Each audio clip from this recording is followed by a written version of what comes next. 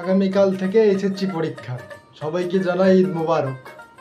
আসলে ঈদ মোবারক কেন বললাম কথাটা শুনে যান। আসলে যারা পরীক্ষার্থী তারা কালকে ভাবতেছে কি ড্রেস পরে যাব, কিভাবে লিখব, কি কলম নিব। আসলে আমরা যে সময়টাতে পরীক্ষা দিয়েছি আমাদের 15 দিন আগে খাওয়া দাওয়া বন্ধ হয়ে গেছে। এরা এখনো কেনাকাটা নিয়ে ব্যস্ত রয়েছে।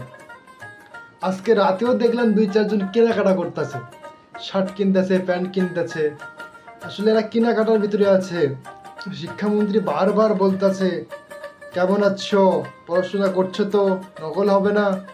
এরা ভাবতেছে না এদের ভবিষ্যৎ পরিকল্পনা নেই। আমরা যে সময় পরীক্ষা দিয়েছি সে সময় পায়ের তলায় মাটি ছিল না, তাও এত কড়াকড়ি ছিল না। এইভাবে যেভাবে ভয় দেখাচ্ছে এরকম ভয় ছিল না, আমরা নিজে থেকেই ভয় পেয়েছি।